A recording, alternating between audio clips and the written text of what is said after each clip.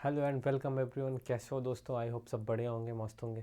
प्यारे साथियों, आज की इस क्लास में हम डिस्कस करेंगे गेहूं के बारे में।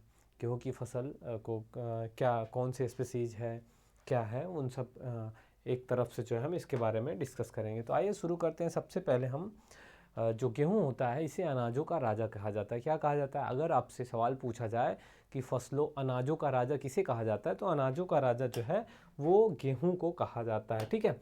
और उसके बाद हम बात करते हैं इसके वानस्पतिक नाम की। ठीक है।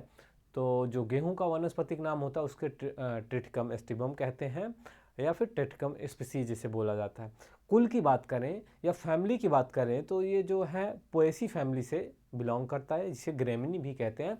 ये घास कुल या फिर इसे घास कुल भी कहा जाता है। इसके कुल की बात की जाए।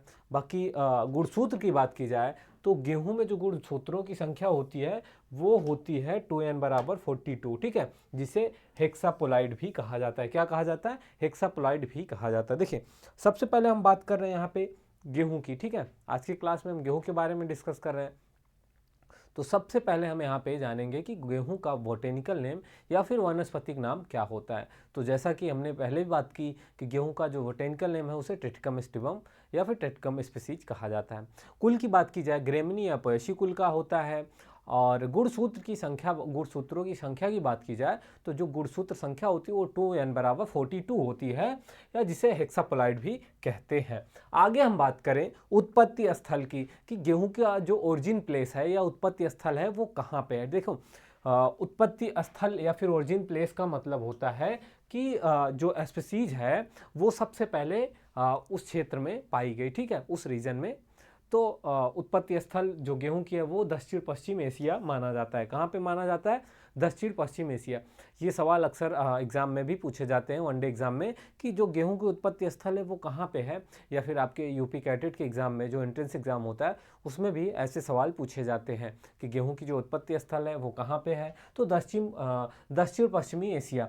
बात करें पुष्पक्रम की, जो उसमें पुष्प होता है। ठीक है, गेहूं जो होता है उसकी बाली होती है, उसमें जो पुष्पक्रम होता है उसको स्पाइक कहते हैं। क्या कहते हैं?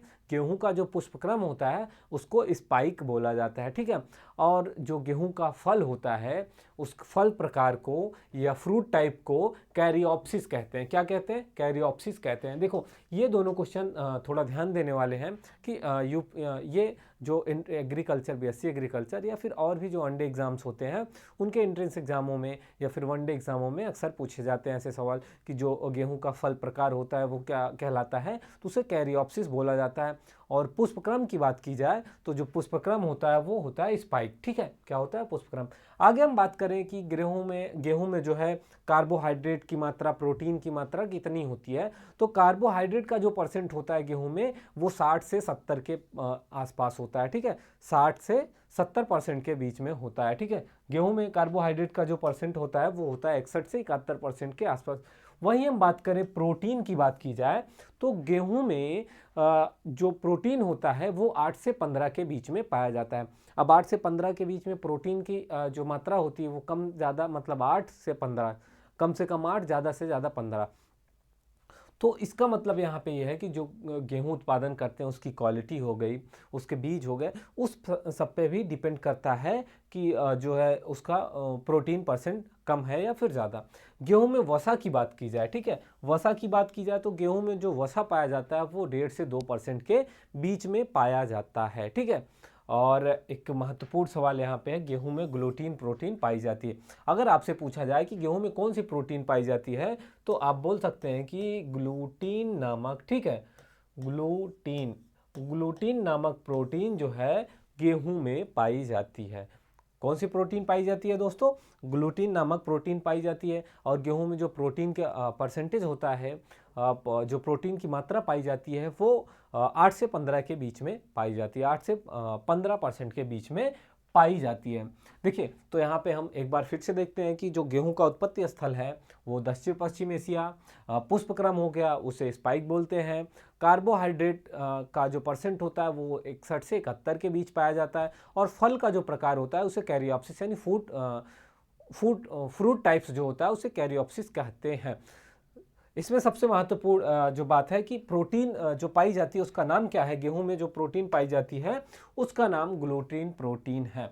अब बात करते हैं वानस्पतिक विवरण की। ठीक है, गेहूं के वानस्पतिक विवरण की बात की जाए तो गेहूं जो है 3 अलग अलग जातियां पाई जाती हैं जिसे यूज़ किया जाता है हमें खाने में। तो सबसे पहले ब्रेड व्हीट की बात की जाए जिसे टेटिकम स्टिबम कहा जाता है। ठीक है, ब्रेड व्हीट जिसे टेटिकम स्टिबम, 3 स्पीसीज पाई जाती है। ठीक है, गेहूं की कौन कौन सी कितनी पाई जाती है? 3 स्पीसीज पाई जाती है दोस्तों। सबसे पहले स्पीसीज जो है जिसकी हम बात कर रहे हैं, चर्चा कर रहे हैं, वो है ब्रेड व्हीट। ठीक है, जिसे टेटिकम स्टिबम कहते हैं। अब बात की जाए इसमें गुणसूत्र संख्या की है तो जो गुणसूत्रों की संख्या होती है जो है ये हेक्सापोलाइड होते हैं तो 42 होती है। ठीक है, कितना? 42 होती है। या भारत में, या फिर जो गेहूं का क्षेत्रफल है भारत में, उसमें सबसे ज़्यादा गेहूं कोई उगाया जाता है तो वो है टेटिकम स्टिबम स्पीसीज। ठीक है, गेहूं का जो टेटिकम स्टिबम है, ब्रेड व्हीट है, वो लगभग भारत के 95% हिस्से पर इसकी खेती की जाती है। टेटिकम स्टिबम की खेती की जाती है या फिर ब्रेड व्हीट की जाती है। सबसे ज़्यादा इसकी खेती जो है उत्तर प्रदेश, उसके बाद पंजाब, हरियाणा, राजस्थान, बिहार, पश्चिम बंगाल और असम, मध्य प्रदेश, हिमाचल प्रदेश, जम्मू कश्मीर में पाई जाती है। ठीक है, तो जो गेहूं का वनस्पतिक विवरण की हम बात कर रहे हैं तो ये 3 टाइप्स होते हैं। ठीक है, 3 टाइप्स में जो टेटिकम स्टिबम होता है सबसे ज़्यादा इसकी खेती की जाती है। ठीक है, सबसे ज़्यादा खेती टेटिकम स्टिबम की जाती है। और भारत में लगभग जो गेहूं का क्षेत्रफल है उसमें लगभग 95%, ठीक है, लगभग 95% तक जो है गेहूं जो उगाया जाता है वो टेटिकम स्टिबम स्पीसीज उगाई जाती है। और सबसे ज़्यादा बात की जाए कि भारत में सबसे ज़्यादा उगाया जाने वाला गेहूं टेटिकम स्टिबम, और भारत के किन राज्यों में सबसे ज़्यादा गेहूं उगाया जाता है टेटिकम स्टिबम, तो सबसे ज़्यादा उत्तर प्रदेश, पंजाब, हरियाणा, राजस्थान, बिहार और पश्चिम बंगाल, असम, मध्य प्रदेश, हिमाचल प्रदेश, जम्मू एंड कश्मीर में सबसे ज़्यादा इसकी खेती की जाती है। अब बात करें मार्कोनी की। ठीक है, जिसे ड्यूरम वीट भी कहते हैं। टिटिकम ड्यूरम जो है इसमें गुणसूत्रों की संख्या 2n बराबर 28 होती है। अब बात की जाए तो भारत में इसको उगाने का कुल क्षेत्रफल लगभग 4% होता है। ठीक है, गेहूं का जो खेती गेहूं की खेती की जाती है उसका क्षेत्रफल का जो लगभग 4% भाग पर ही ड्यूरम, टिटिकम ड्यूरम की खेती की जाती है। या गेहूं जो है सबसे ज़्यादा मध्य प्रदेश, महाराष्ट्र, गुजरात में बोया जाता है, लगाया जाता है। इसका उपयोग जो है सूजी और सेवई बनाने में किया जाता है। ठीक है, जो ब्रेड व्हीट होता है ये रोटी बनाने में यूज़ किया जाता है, इसीलिए सबसे ज़्यादा इसको जो है उत्पादन किया जाता है। उसके बाद टिटिकम ड्यूरम जो है इसको मैक्रोनी और सूजी बनाने के लिए उपयोग में लाया जाता है, सेवई बनाने के उपयोग में लाया जाता है। और इसकी खेती भारत में बस मात्र 4% क्षेत्रफल पे, 4% हिस्से गेहूं उगाने का जो क्षेत्रफल है उसके 4% भाग पर ही किया जाता है। आगे हम बात करें इमर बीट, जिसे टी डाइकोकम भी, टिटिकम डाइकोकम भी कहते हैं। इसमें गुणसूत्रों की संख्या 2n बराबर 14 होती है।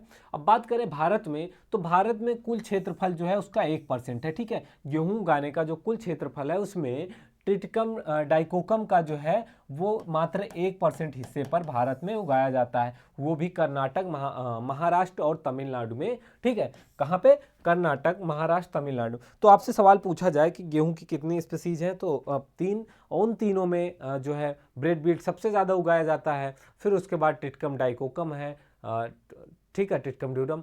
तो जो ये है 1% भाग पर उगाया जाता है। अभी बात करें इसमें जो नोरिनटेन की खोज जो है डीजी गोंजीरो इनाजुस्को ने की थी। नोरिनटेन जो है ये गेहूं में बौनेपन की जीन है। ठीक है, गेहूं में जो बौनापन होता है उसके लिए नोरिनटेन जिम्मेदार है, मूल रूप से RST1 और RST2। देखिए पहले क्या था कि गेहूं की जो पौधे होते थे वो काफ़ी बड़े होते थे और क्या होता था वो गिर जाते थे, तो फसल उस हिसाब से हो नहीं पाती थी दाने। तो उसमें नोरिनटेन जो क्या कहते हैं, नोरिनटेन जो जीन है उसको जो है यूज़ में लाया गया और जो है जिसके कारण गेहूं में बौनापन आया और जो है गेहूं की अच्छी उत्पादन प्राप्त हुआ। लर्माजो 64A और सोनारा 64 को 1963 में वाणिज्यिक खेती के लिए भारत में लाया गया। इन किस्मों की विशेषताएं बौना कद, ठीक है, गिरने के प्रति रोधी, जल्द परिपक्वता और प्रकृति में फोटो असंवेदनशील थे। ठीक है, तो लरमाजो, सोनराज 64, ये कुछ ऐसी गेहूं की प्रजातियां थीं जिसमें जो हमारे यहाँ भारत में एक तरह से खेती करने के लिए उपयुक्त थे। ठीक है, भारत में उगाने के लिए उपयुक्त थे, क्योंकि ये जो है जल्दी पक जाते थे, जल्दी तैयार होते थे और गिरने के प्रति जो है और रोग रोधी ये सब जो है संवेदी थे। इसलिए क्या था, ये भारत में इनको वाणिज्यिक स्तर पे खेती करने के लिए बीज को लाया गया और उसकी खेती की गई। भारत में हरित क्रांति की बात की जाए तो 1967-68 में हरित क्रांति शुरू की गई। अगर आपसे पूछा जाए कि भारत में हरित क्रांति कब शुरू की गई, तो भारत में हरित क्रांति 1967-68 में शुरू हुई और इसकी शुरुआत MS स्वामीनाथन जी के द्वारा की गई। या फिर भारत में हरित क्रांति के जो जनक कहे जाते हैं वो MS स्वामीनाथन को कहा जाता है और बाद में इन्हें विश्व खाद्य पुरस्कार से भी सम्मानित किया गया। वहीं अगर बात करें विश्व में हरित क्रांति के जनक, तो उनका नाम है एनी बोरलग। ठीक है, क्या है, एनी बोरलग जी भारत में विश्व में हरित क्रांति के जनक कहे जाते हैं और भारत में MS स्वामीनाथन जी हरित क्रांति के जनक कहे जाते हैं। 1967-68 में हरित क्रांति की शुरुआत हुई और उसके लिए इनको 1987 में प्रथम भारतीय विश्व खाद्य पुरस्कार से सम्मानित किया गया। भारत का गेहूं उत्पादन में चीन के बाद दूसरा स्थान है। अगर विश्व में बात की जाए कि सबसे ज़्यादा गेहूं उत्पादन कहाँ होता है, तो विश्व में सबसे ज़्यादा गेहूं उत्पादन चीन में होता है, उसके बाद दूसरे नंबर पर भारत में होता है। ठीक है, विश्व का लगभग 12% गेहूं का उत्पादन भारत में ही किया जाता है और भारत में सर्वाधिक गेहूं का उत्पादन व क्षेत्रफल जो है उत्तर प्रदेश में है। ठीक है, तथा उत्पादकता की बात की जाए तो वो पंजाब में है। ठीक है, तो भारत में सबसे ज़्यादा अगर पूछा जाए ये सवाल कि भारत में सबसे ज़्यादा गेहूं किस राज्य में उगाया जाता है, तो सबसे ज़्यादा गेहूं जो है उत्तर प्रदेश में उगाया जाता है। अगर वहीं उत्पादकता की बात की जाए दोस्तों, तो सबसे ज़्यादा जो उत्पादकता में है वो प्रथम स्थान है पंजाब का भारत में। गेहूँ जो है C3 व लॉन्ग डे प्लांट है। ठीक है, किस प्रकार का प्लांट है, गेहूं C3 और लॉन्ग डे प्लांट है। हम इस पे अगली क्लास में डिस्कस करेंगे कि ये C3 क्या है और LDP यानी लॉन्ग डे प्लांट क्या है। ठीक है, गेहूं के परीक्षण भार की बात की जाए तो टेस्ट वेट जिसे कहते हैं, क्या कहते हैं, परीक्षण भार को टेस्ट वेट भी कहते हैं। ठीक है, क्या कहते हैं, टेस्ट वेट भी कहते हैं। गेहूं का परीक्षण भार जो है वो 40 ग्राम है।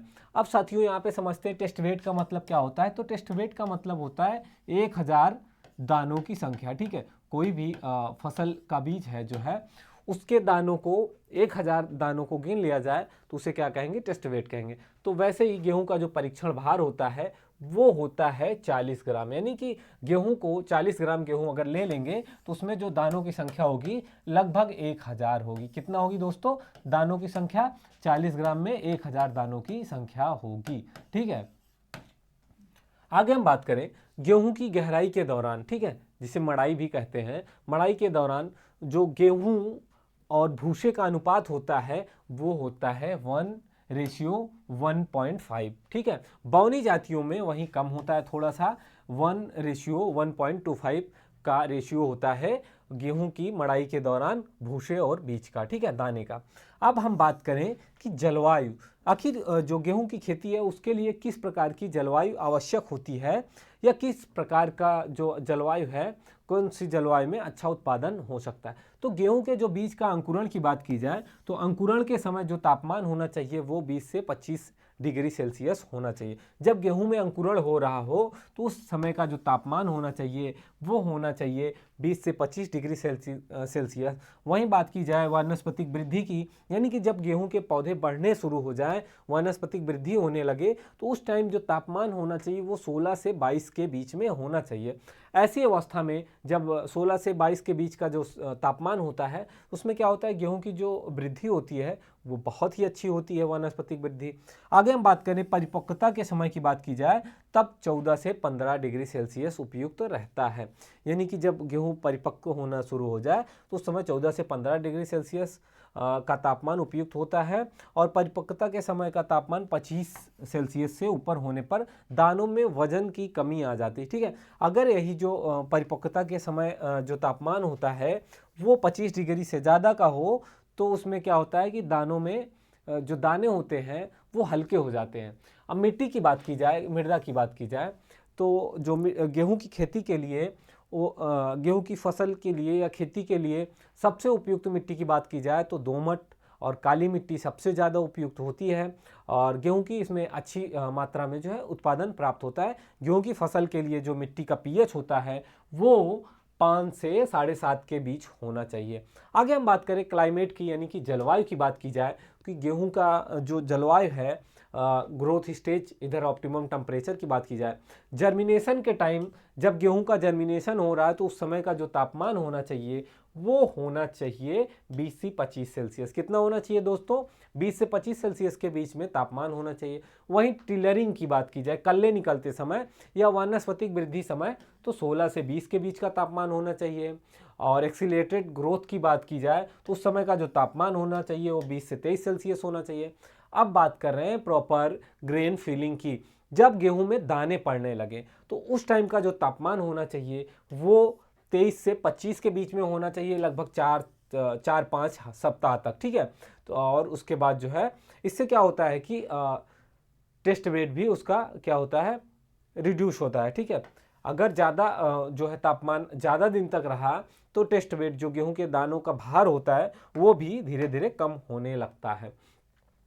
आगे दोस्तों हम बात करें किस्मों की बात की जाए कि जो है गेहूं के जो प्रमुख किस्में कुछ हैं वो कौन कौन सी हैं। तो प्रमुख किस्मों की बात की जाए तो कल्याण सोना या जो है एक बौनी किस्म की बौनी किस्म है। ठीक है, द्विजीनी बौनी किस्म है।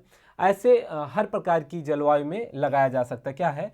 कल्याण सोना प्रजाति की बात की जाए तो ये जो गेहूं है इस प्रजाति का जो गेहूं है ये द्विजीनी है। ठीक है, द्विजीन बौनी किस्म है और इसे हर प्रकार की जलवायु में लगाया जाता है। इसमें काम्या रोग के प्रति प्रतिरोधी किस्म है। ठीक है, जिसे मोल्ले डिजीज कहते हैं उसके प्रति जो है ये प्रतिरोधी है। राज 1842 की बात की जाए तो यह भी द्विजीनी किस्म है। यह रोली और कनराल बंट जो रोग होते हैं गेहूं में लगते हैं उसके प्रति उसके प्रति जो है प्रतिरोधी है। ठीक है, क्या है? प्रतिरोधी किस्म है। बात करें लोकवन की तो यह भी द्विजीनी किस्म है और पछीती बुआई के लिए प्रयुक्त होता है। ठीक, और आगे कुछ ऐसी प्रजातियां हैं जैसे कि राज 330-77। ठीक है, यह भी बौनी किस्म है। तो जो किस्में प्रमुख हैं, कुछ किस्में हैं, ये ऐसी किस्में हैं जो किसी न किसी रोग के लिए, रोग के प्रतिरोधी या फिर पछीती बुआई के लिए, ठीक है, या कम सिंचाई के लिए हैं। वो कुछ इस प्रकार की किस्में हैं। ठीक है, लौड़ी और क्षारीय भूमियों की बात की जाए तो उसमें जो है कुछ ऐसी किस्में हैं जहाँ की भूमियाँ लौड़ी एवं क्षारी किस्म है। तो वहाँ पर जो है राज 3077, सोनालिका, HD 238, HD 2285 ऐसी कुछ किस्में हैं जिनका हम उपयोग कर सकते हैं बुआई के लिए। ठीक है, आगे हम बात करें पछेती किस्मों की कि गेहूं की कुछ पछेती किस्में हैं वो कौन सी है? स्वाति हो गया, J405, HD 2285, राज 2377, सोनालिका। तो ऐसी कुछ ये तमाम सारी किस्में हैं, ढेर सारी किस्में हैं जो पछेती किस्में हैं। वहीं हम बात करें बीज दर की कि 1 हेक्टेयर में हमें गेहूं की बुआई करनी है तो कितने बीज की आवश्यकता होगी। ठीक है, तो अगर समय पे बुआई करते हैं, क्योंकि समय पर बुआई करने के लिए लगभग 100 किलोग्राम पर हेक्टेयर बीज की आवश्यकता होती है। कितना दोस्तों? लगभग 100 किलोग्राम। वहीं देर से या फिर वर्षा आधारित क्षेत्रों में बुआई करना है तो उसके लिए लगभग 125 किलोग्राम पर हेक्टेयर। वहीं अगर डिबलर के माध्यम से गेहूं की बुआई की जाए तो उसमें 25 से 30 किलोग्राम, और सबसे कम डिबलर के माध्यम से बीजों की संख्या जो होती है, बीज कम लगते हैं। ठीक है, अगर डिबलर के माध्यम से गेहूं की बुआई की जाए तो सबसे कम यानी कि 25 से 30 किलोग्राम ही बीज की आवश्यकता होगी। ठीक है, समय पर बुआई के लिए 100 किलोग्राम ये जो है छिटकुआ विधि से बुआई करने पर आवश्यकता होती है। ठीक है, किस पे? छिटकुआ विधि के द्वारा। अब बात करें बीज की गहराई की। मान लीजिए ये सरफेस एरिया हमारी भूमि है। ठीक है, इसको अच्छे से जुताई करनी चाहिए। जुताई के बाद जो गेहूं के दाने होते हैं उनको जमीन के अंदर, ठीक है, जमीन के अंदर कम से कम 5 सेंटीमीटर के अंदर बीज होने चाहिए। कितना? 5 सेंटीमीटर के अंदर बीज होने चाहिए। इससे क्या होता है कि जो बीज का अंकुरण होता है वो आसानी से और अच्छी तरीके से होता है। वहीं अगर बात की जाए देसी हल का उपयोग करके उसके पीछे बनने वाले कुंड में बीज को हाथ द्वारा डाला जाए तो उस बुआई को कैरा विधि कहते हैं। देखिए आपने जो अगर आपसे पूछा जाए कि गेहूं की जो कैरा विधि होती है उसे कैसे बुआई की जाती है, कैरा विधि किसे कहते हैं, तो कैरा विधि जो है पहले यूज़ किया जाता था। इसे हल में हल के हल नहीं, जो बैल होते हैं बैल के द्वारा जो हल का यूज़ किया जाता है जुताई के लिए, उसमें जो है यूज़ किया जाता था, हाथों द्वारा बीज को उसमें गिराया जाता, तो इस विधि को कैरा विधि कहते हैं। ठीक है, और इसमें क्या था कि देसी हल के पीछे पाइप बांध देते थे। ठीक है, जो हल होता था कुछ यूं प्रकार से हल होता था। ठीक है, जो देसी हल हुआ करता था कुछ यूं होता था। तो इसमें क्या था, जो इसका हैंडल था हत्था, जहाँ से पकड़ता था किसान, तो हत्थे के पास क्या होता था, इसमें देसी हल के पीछे क्या करते थे, पाइप बांध देते थे। ठीक है, यहाँ पे पाइप बांध देते थे और उसमें गेहूं डाला जाता था। तो ये गेहूं क्या है, सीधा हल के पास जो है बीज गिरता था। इसे विधि को क्या कहा जाता था, पोरा विधि कहा जाता था। आगे हम बात करें बीज उपचार की, कि जो गेहूं का बीज है उसे बोने से पहले उपचारित किया जाता है। और क्यों किया जाता है, देखिए कोई भी बीज है उसकी बुआई से पहले उसका उपचार किया जाता है। उसके उपचार के फायदे ये होते हैं कि जो गेहूं हो या भी कोई भी फसल हो, उसके बीज का उपचार, बीजोपचार या सीड ट्रीटमेंट इसलिए किया जाता है ताकि उसे रोगों से, कवकों से, बीमारियों से बचाया जा सके। वैसे गेहूं का भी किया जाता है। अब गेहूं जो है कवक जनित रोगों से बचाने के लिए गेहूं का जो है बुआई से पूर्व क्या करते हैं, कार्बेंडाजिम, ठीक है, या फिर 3 ग्राम थायरम से पर किलोग्राम, ठीक है, कार्बेंडाजिम 2 ग्राम ले ले, या फिर जो है थायरम 3 ग्राम ले लें। 1 किलोग्राम गेहूं में 3 ग्राम जो थायरम का यूज़ करके बीज को उपचारित करते हैं। इससे क्या होता है कि दीमक की रोकथाम के लिए हम 100 किलोग्राम बीज में 450 मिलीलीटर जो है क्लोरोपायरिफास से उपचारित करते हैं। देखिए किन्हीं किन्हीं क्षेत्रों में क्या होता है कि दीमक जो है, दीमक का प्रकोप खेतों में बहुत होता है, तो उससे बचने के लिए हमें क्लोरोपायरिफास का उपयोग करना चाहिए ताकि जो हमारी फसल है, जो बीज है, उसे दीमकों द्वारा बचाया जा सके। आगे हम बात करें लवणी मृदा व खारे पानी वाले क्षेत्रों में बीज बुआई के लिए लगभग 3% सोडियम सल्फेट 24 घंटे के लिए उपचारित करके बीज की बुआई करते हैं। किन क्षेत्रों में, जहां लवणी मृदा हो या फिर खारे पानी वाली हो। टुंड्रो रोग से बचने के लिए 20 ग्राम नमक के घोल में बीज को उपचारित करते हैं। किन्हीं किन्हीं क्षेत्रों में ये रोग का प्रकोप बहुत होता है, टुंड्रो रोग का, तो उससे बचने के लिए क्या करते हैं, 20 ग्राम जो है नमक, 20% नमक जो है लेके उसको बीज को उपचारित करते हैं।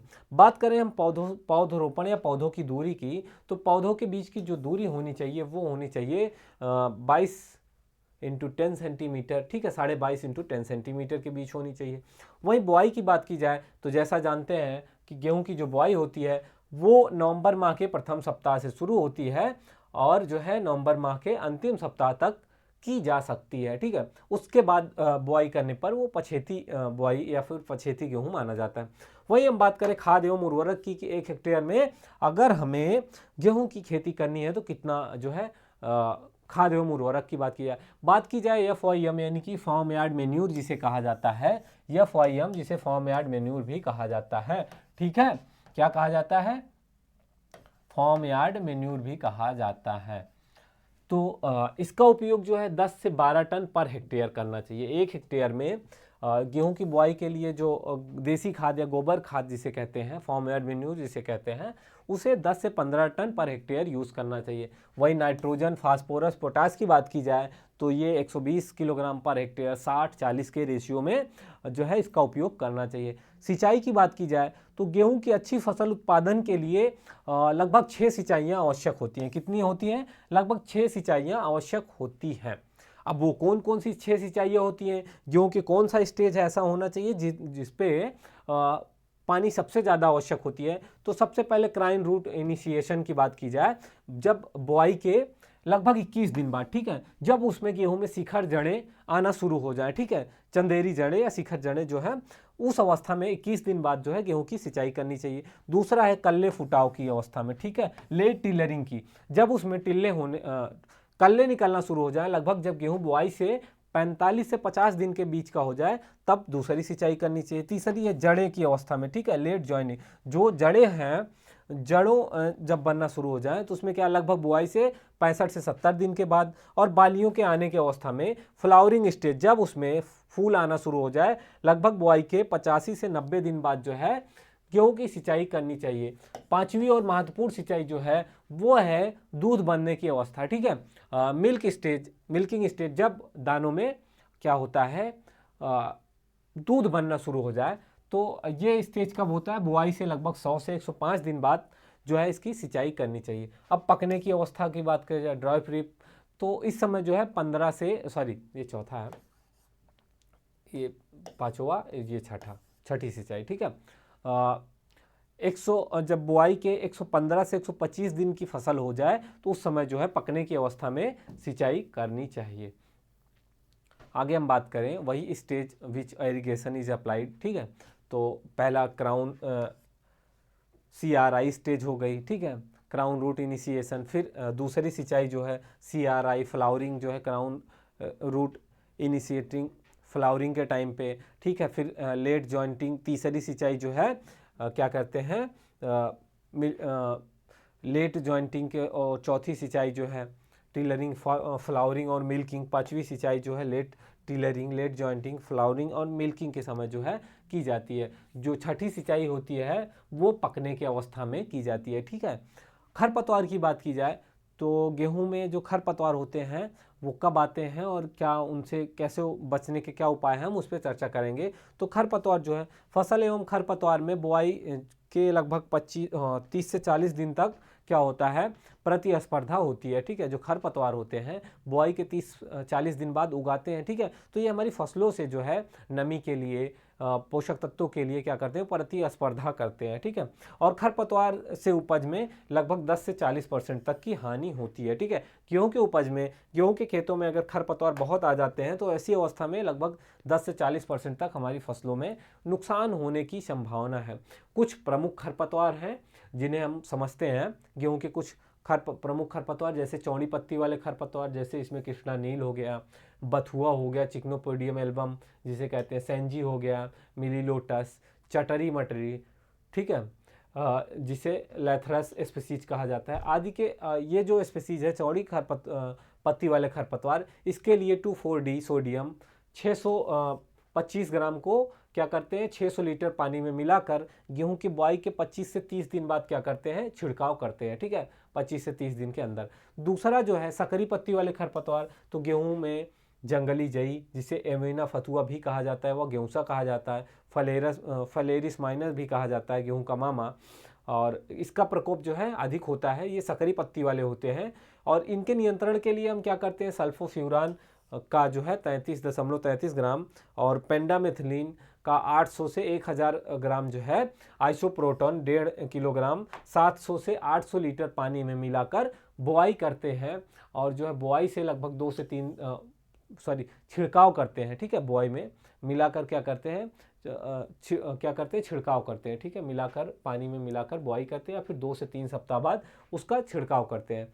गेहूं का मामा जो है मैक्सिको से भारत आया। देखो गेहूं का मामा एक जो है खरपतवार होता है, वो जो दिखने में एकदम बिल्कुल गेहूं के जैसा ही लगता है, इसलिए उसे क्या कहा जाता है गेहूं का मामा कहा जाता है। और ये जो खरपतवार है ये मैक्सिको से भारत में आया, ठीक है। कहाँ से आया, मैक्सिको से भारत में आया। गेहूं का मामा जिसका उपनाम मिमिक्री या फिर गुल्ली डंडा भी है।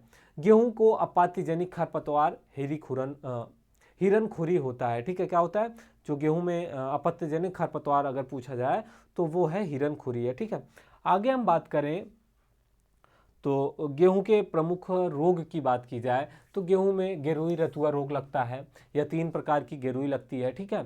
ये कवक जनित बीमारी होती है जैसे कि पीली गेरुई, भूरी गेरुई और काली गेरुई। गेहूं में 3 प्रकार के रोग लगते हैं जिसे रतुआ या गेरुई कहा जाता है। ये जो रोग हैं ये 3 प्रकार के होते हैं, पीली, भूरी और काली, ठीक है। इसके उपचार के लिए हम क्या करते हैं, ये प्रतिरोधी किस्म को उगाते हैं। कुछ इस प्रकार के हैं जैसे UP 115, SD 204, प्रताप। इन सब का जो है सही समय पर और अधिक सिंचाई ना की जाए, नाइट्रोजन खाद पानी जो है दें, और डाइमेथेन M45 या फिर डाइथेन जेट क्या करते हैं इसका 780.2% का छिड़काव करते हैं इस रोग से बचने के लिए। आगे बात करें कड़ुआ रोग की, तो यह भी बीज जनित कवक बीमारी है, ठीक है। आ गया झुलसा रोग, या भी कवक जनित अल्टरनेरिया टिटिसीना कहा यह जनित रोग है। पाउडरी मिल्ड्यू है जिसे चूड़ी फफूंदी रोग भी कहा जाता है, ये भी कवक जनित बीमारी है। ठीक है। कंडाल बंट, ठीक है, जिसे गेहूं का कैंसर भी कहा जाता है। यह एक प्रकार का कवकधारी है जो पहली बार 1970 में कहाँ से, पहली बार 1730 से कंडाल बंट के मित्रा के द्वारा देखा गया था। ठीक है। कंडाल में देखिए ये जो कंडाल बंट रोग है इसे गेहूं का कैंसर भी कहा जाता है। यह एक प्रकार का कवकधारी है जो इसको सबसे पहले 1730 में करनाल में एक मित्रा थे, मित्रा जी, उनके द्वारा देखा गया। यह बीमारी मृदा और बीज द्वारा उत्पन्न होती है। आगे बात करें मोल्ला डिजीज, यह भी नेमोटेट के द्वारा फैलती है। टूड्रो डिजीज या बैक्टीरिया जनित बीमारी है। प्रमुख कीट की बात की जाए तो गेहूं का जो प्रमुख कीट है दीमक है। ठीक है। या गेई जो है गेहूं का प्रमुख कीट, इसके रोकथाम के लिए क्या करते हैं, बुआई से पहले क्लोरोपायरिफास का उपयोग करते हैं 20 किलोग्राम पर हेक्टेयर की दर से। ठीक है। आगे बात करें सैनिक कीट की, माइथीनम सप्रेटा, इसके रोकथाम के लिए हम क्या करते हैं, कार्बेलिक 2.5 किलोग्राम पर हेक्टेयर 500 से 600 मिलीलीटर पानी में मिलाकर छिड़काव किया जाता है। तीसरा है चूहा, चूहों के नियंत्रण के लिए भी जो है एल्यूमिनियम फास्फाइड 0.5 ग्राम की एक एक गोली प्रति बिल के पास डाल दी जाती है और उसे मिट्टी से बंद कर दिया जाता है। गोजिया बिबिल हो गया जिसे टेनिमिक्सम इंडिकस कहते हैं। कटाई की बात की जाए, कटाई मड़ाई की, तो गेहूं में दाने जो है 20 से 25% नमी होने पर कटाई की जाती है फसल की। ठीक है। और कटाई के 2 से 3 दिन इसके बाद जो है इसकी मड़ाई की जाती है। उपज एवं भंडारण की बात की जाए तो बौनी जातियों में लगभग 40 से 45 कुंटल पर हेक्टेयर गेहूं के दाने प्राप्त होते हैं। ठीक है, क्या होता है, और लगभग 80 से 90 कुंटल पर हेक्टेयर भूसा प्राप्त होता है। वहीं देसी किस्मों की बात की जाए असिंचित क्षेत्रों में तो वहाँ पे 15 से 20 कुंटल पर हेक्टेयर उपज प्राप्त होती है। और गेहूं का भंडारण करते समय 10 से 15% से अधिक नमी नहीं होनी चाहिए। देखिए गेहूं का जो कटाई है वो लगभग 20% के आसपास जब नमी हो तब कटाई कर लेनी चाहिए, और कटाई के 2-4 दिन बाद गेहूं की मड़ाई करनी चाहिए। गेहूं का भंडारण करते समय उसमें लगभग 10% के आसपास नमी होनी चाहिए। तो दोस्तों आज के जो क्लास में हमने डिस्कस किया गेहूं के बारे में, यानी कि वीट के बारे में, उसके बॉटेनिकल नेम से लेकर किस मौसम में उगाया जाता है, क्या कितनी जो है उसके लिए पर्याप्त टेम्परेचर होना चाहिए, कितना उत्पादन प्राप्त होता है, हमने पूरी जानकारी ली। तो दोस्तों आज की क्लास को हम यहीं पे समाप्त करते हैं, मिलते हैं अगली क्लास में। जय हिंद, जय भारत।